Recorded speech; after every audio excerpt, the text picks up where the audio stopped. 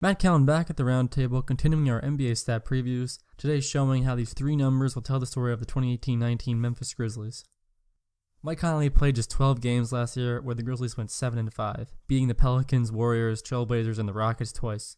Consider that the Rockets lost just 17 games last year, and if you exclude the two Grizzlies losses and a loss to Sacramento in the last game of the season when Houston was resting starters for the playoffs, the Rockets lost its 2 games to under 500 teams and the 35-win Lakers and the 39-win Pistons.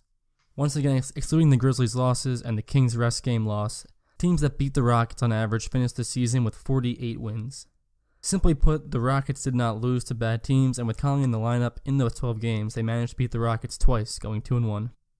Conley has become the butt of many NBA jokes for his expensive contract, which at the time he was signed was the highest paying contract in the league. However, he is an elite point guard, maybe the best defensive point guard in the league, and he has improved offensively to the point where he was a 20-point scorer in the last full season he played in the 16-17 season. Losing Conley for essentially the full season was a huge blow to this team, and getting him back healthy next season and to rejoin one of the NBA's best guard-center duos will be huge for this team.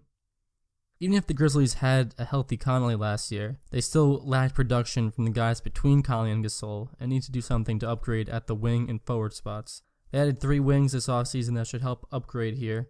They swapped Ben McLemore for Garrett Temple and signed both Kyle Anderson and Omri Caspi. Add on top of that year 2 of surprise rookie performer Dylan Brooks, year 3 of Wayne Selden, and whatever you can get from the oft-injured Chandler Parsons, and their wing rotation is not great, but it's certainly not bad.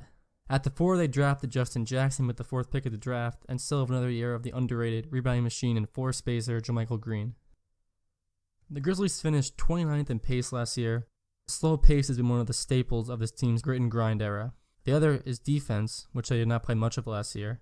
However, in the last 8 seasons, the Grizzlies have finished in the bottom half of pace and in the top 10 of defensive rating each year, with 2 exceptions both coming in the last 3 years. The Grizzlies have lost this grit and grind mentality a bit recently with poor defensive play, but last year's draft should help improve their defense and bring back their identity. First-round pick Jaren Jackson is a versatile defender who can cover a few different positions and should be comfortable switching on to smaller players in the pick and roll. His 9'2" reach was good for 5th at the Combine. Second-round pick Javon Carter was known for his full-court pressure and aggressive defensive play in the 4 years he played at Press, Virginia.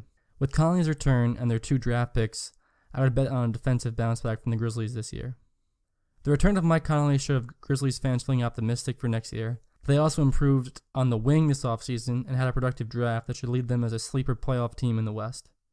That's going to be it from the Roundtable. Check out the full NBA season previews playlist, and if you like those, consider subscribing. More videos on the way every day in September for all 30 NBA teams. Thank you very much for watching.